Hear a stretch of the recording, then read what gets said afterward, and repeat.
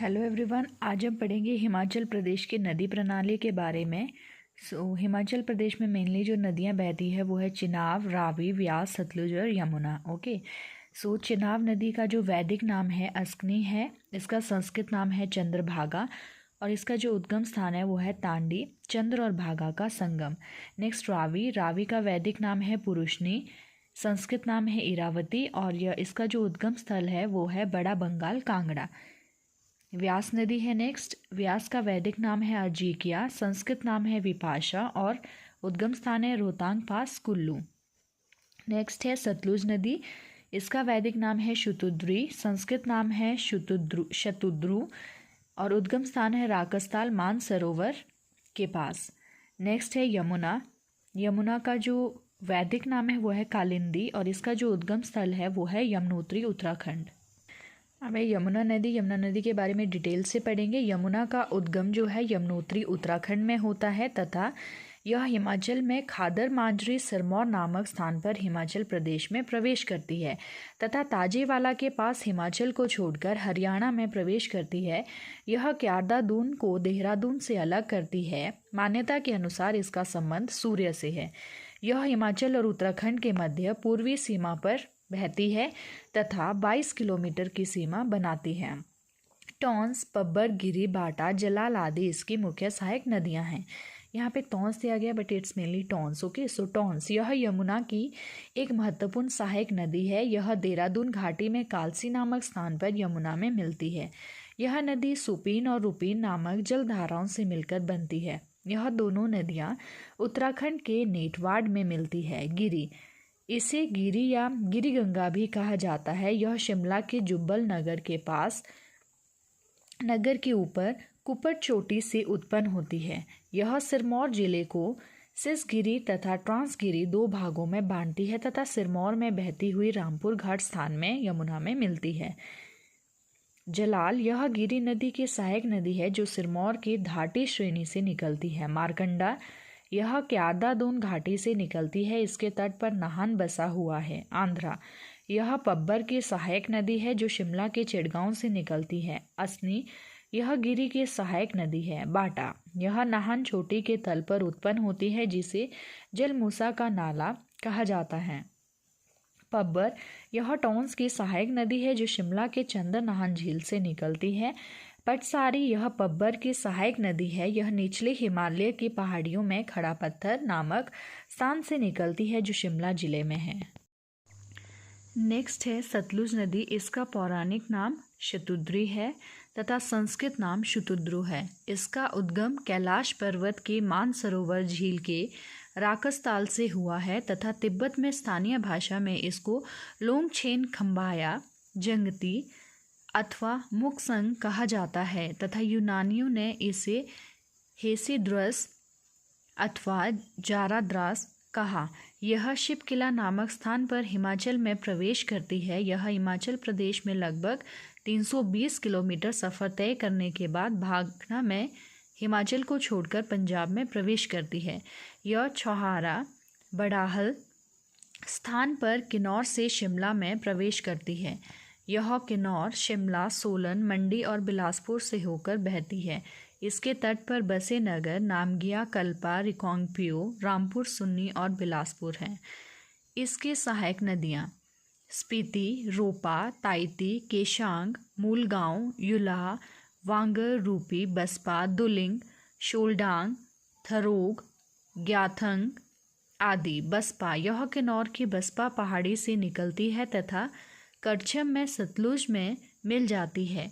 यह नदी नेला दर्रे के पास ग्लेशियर से निकलती है। स्पीति यह लाहौल स्पीति की कुंजम श्रेणी से निकलती है। तेगपो और काब्जियन इसके सहायक नदियां हैं। यह किन्नौर में नामग्या खाब स्थान पर सतलुज नदी में मिलती है। नदी के किनारे स्पीति, होंसी और धनकार गोंपा मुख्य बस्तियां हैं। स्वानखर्ड यह शिवालिक श्रेणी की दक्षिणी ढलानों से निकलती है। इन ढलानों को 16 सिंगेधार श्रेणी भी कहा जाता है। नोगलेखर्ड यह रामपुर बुशहर में सतलुज नदी में मिलती है। अन्य सहायक नदियां भावा, नोटी, मंडी की अमला, बिमला। नेक्स्ट है व्यास नदी। इसका वैदिक नाम अर्जिकिया तथा संस्कृत नाम विपाशा है। इसका उद्गम स्थान रोहतांग दर्रा है। रोहतांग का पुराना नाम भृगुतुंग है। इस नदी की दाईं तरफ व्यास नदी का एक स्रोत व्यास रुखी तथा बाईं तरफ इसका दूसरा स्रोत व्यास कुंड है।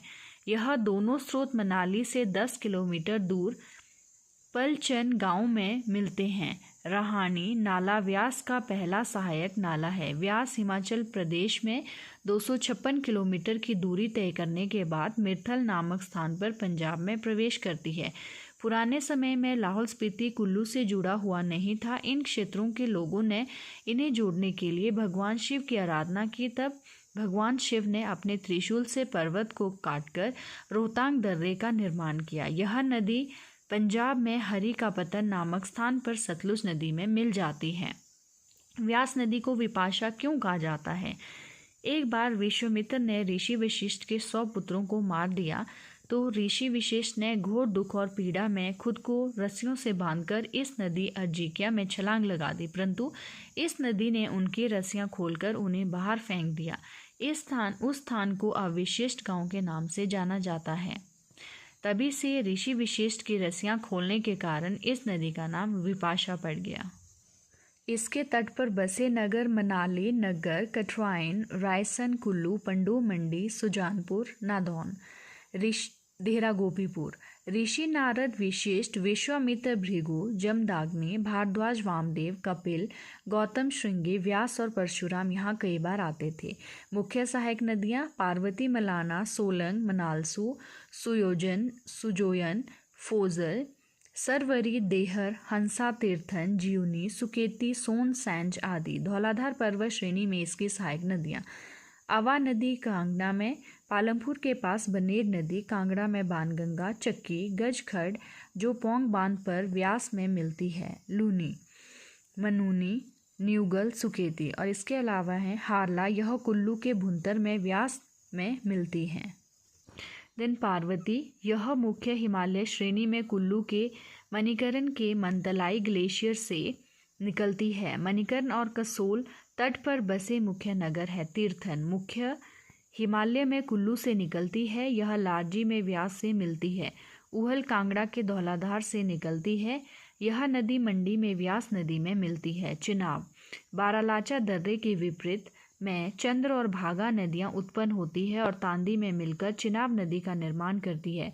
यह हिमाचल में 122 किलोमीटर बहने के बाद चंबा के संसारी नाला गरो के पास कश्मीर की पोडर घाटी में प्रवेश करती है।